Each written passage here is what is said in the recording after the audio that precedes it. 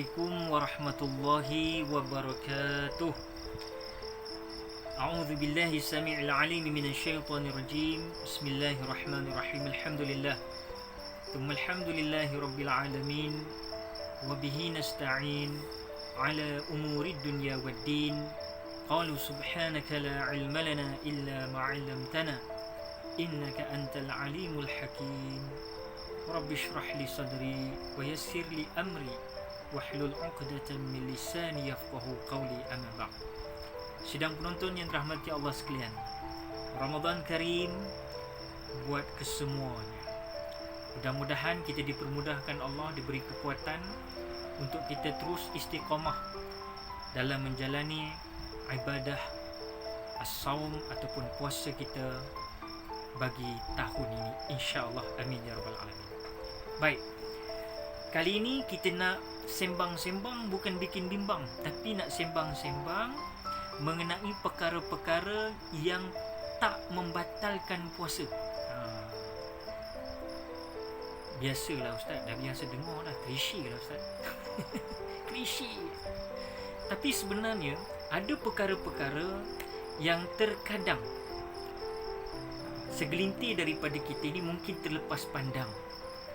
Kerana kadang-kadang bila persoalan itu timbul di benak fikiran dia, dia tercari-cari, bertanya-tanya, kan? Tak tahu jawapan, main agak-agak.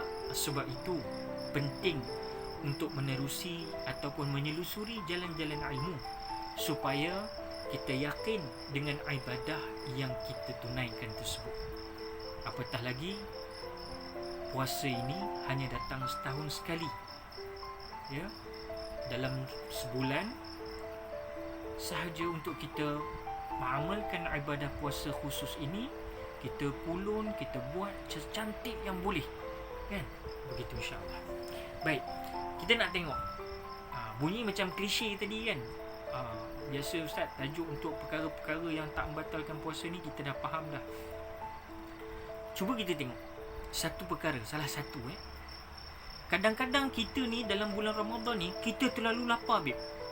Terlalu lapar sangat, sampai terlintas kita rasa nak buka puasa ni. Persoalannya, batal atau tidak puasa kita itu. Lintasan demi lintasan datang ni. Naknya pula anak-anak sekolah kita ni, kan, pergi ke sekolah pula, sekolah yang bercampur Muslim dengan non-Muslim, yang kadang-kadang yang non-Muslim boleh makan dekat kantin. Ini kita lalui semua dulu ni, kan. Kita tengok macam mana perut kita, kan, beragam. Tapi dalam keadaan macam mana ni, lintasan demi lintasan ni. Bukan kata budak-budak, babe, orang-orang tua pun sama juga.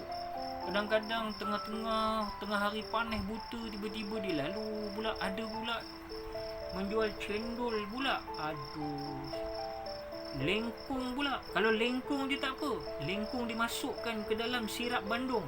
Hantar bayang tengok. Tak cukup itu, ada leci pula dalam. Bila dikacau pula, melenggok-lenggok pula leci tu. Allahu Akbar, subhanallah. Kadang-kadang lintasan kita ni rasa macam aku rasa nak batalkan puasa lah. Macam mana ni? Batal atau tidak puasa kita? Sebab itu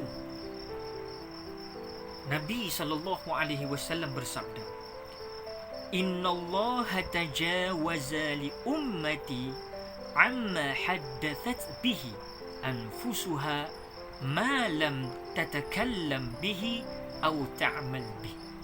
Sadaqa Rasulullah SAW kama qala. Sepotong hadis riwayat Bukhari yang bermaksud, sesungguhnya Allah memaafkan bagi umatku dengan apa yang dikatakan oleh diri mereka selagi mana mereka belum melakukannya. Tu dia. Tu jawapan dia. Maksudnya di sini, kalaulah kita tengok macam mana sekalipun dalam keadaan, yelah kita pergi pula ke bazar Ramadan. Yelah sekarang dah tengah PKP ni, tak adalah bazar Ramadan. Kalau dulu bazar Ramadan ni kita tengok, kita tawaf kadang-kadang dan sa'i 7 kali, tapi tak beli apa pun. Tengok pula kadang-kadang orang jual batu bata tu, kalau dia colourkan merah putih kan, cik bagi saya sekilo ni. Ini batu bata ni. Kita tak nak beza. Pasal apa? Pasal lintasan itu rasa macam nak sangat, lapar sangat, rasa nak makan semua. Subhanallah. Sebab itu jangan risau. Lintasan-lintasan tersebut tidak membatalkan puasa kita. Bahkan puasa kita tetap solid, kerana itu hanya lintasan-lintasan saja. Baik, maknanya setiap apa yang kita niatkan itu, selagi mana belum kita lakukan dia, maka Allah Subhanahu wa taala menerusi hadis Rasulullah SAW tadi menyatakan, selagi mana belum kalian melakukannya, maka Allah memaafkan bagi umatku, kata Nabi. Itu yang pertama. Baik, yang kedua, kita tengok persoalan yang kadang-kadang macam klise, tapi kadang-kadang bermain di dalam fikiran kita. Pernah terjadi pada waktu pagi, saya sengaja tertelan saki-baki makanan sahur. Batalkah puasa saya? Ni sahur tadi, kita pula dalam keadaan tertelan. Main. Tak juga ni. Tertelan juga. Kan? Patut kita buang. Tapi kita tertelan. Bila sebut tertelan ini, maknanya kalau tidak sengaja, maka tidak membatalkan puasa. Tetapi ini yang ulama-ulama sarankan. Sebab itu Rasulullah SAW pun menyatakan bahawasanya yang terlebih baik, maknanya selepas saja bersahur, maka pergilah membersihkan gigi dan menghilangkan saki-baki makanan seandainya ada tersangkut di dalam gigi kita tersebut. Begitu. Itu cara itu. Baik, yang seterusnya. Suami saya ni seorang yang cerewet, Ustaz, tentang makan. Sebab itu saya kena rasa betul-betul makanan yang dimasakkan, supaya kalau nanti takut dia kata, ini ada kapal garam tumpah ke dalam.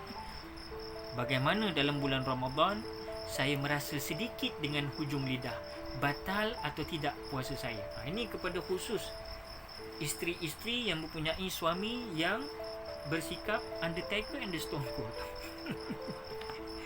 Yelah, perut lapar, tiba-tiba pula tengok juadah tu memang dah cantik dah, tapi sekali kita makan, masin berbenar, ada yang garam tumpah berapa kilo tahu. Contoh bahasa dia lah. Jadi maksudnya, boleh tak saya merasa sedikit makanan tu dengan hujung lidah saya? Jadi kalau setakat kita dengan niat merasa, nama pun merasa, macam kita pergi beli buah, rasalah sikit tuan, rasalah manggis ni sikit, rasalah durian ni bagus ni, rasalah apple ni tuan, rasalah mangga cukanan ni tuan. Kita rasa. Tapi selalu orang rasa ni ambil sikit-sikit je, rasa sikit. Tapi kalau dah misal kata kita ambil semua rasa, tokek kedai pun mengamuk. Ini bukan merasa tuan, ini untuk ke darah. Sama juga kaedahnya bila kita nak merasa makanan tadi, mengambil sedikit rasa tu supaya dapat rasa bahawasanya tak terlebih garam, tak terlebih gula dan sebagainya. Maka dalam keadaan tersebut, kalau dari segi sudut kita menyatakan merasa sedikit dengan hujung lidah, itu tidak mengapa. Tidak mengapa, tidak membatalkan puasa, ya, atas dasar niat tersebut. Tapi jangan pula ambil rasa sikit, kurang garam ni, bubuh garam. Rasa lagi, gula pula rasa kurang, bubuh pula gula. Cuka kurang ni, bubuh pula cuka. Kicap kurang rasanya ni, ambil pula kicap, dibubuh pula. Sambal pula kurang, ambil lagi, rasa lagi. Udah berapa kali dah merasa tu? Udah dekat 4-5 kali dah. Itu bukan merasa, itu minta ke darah namanya juga. Jadi ingat ya, kaedah merasa tu sikit saja, ya, setakat betul kita rasa saja. Baik, soalan yang seterusnya, saya ni Ustaz jenis orang yang banyak air liur, jadi susah nak kawal air liur. Kadang-kadang rasa nak melimpah atau melilih keluar. Jadi biasanya saya telan air liur yang banyak tu. Kalau bulan Ramadan macam mana? Batal ke puasa saya? Ingat, ada jenis pesen orang tu jenis begitu. Kadang-kadang sampai bercakap pun tak boleh, pasal dia mengumpulkan air liur tu. Nak telan pun takut, nak luah pun tak boleh. Orang pun bagi salam kat dia, Assalamualaikum ji. Dia pun jawab, apa teruk benar ji.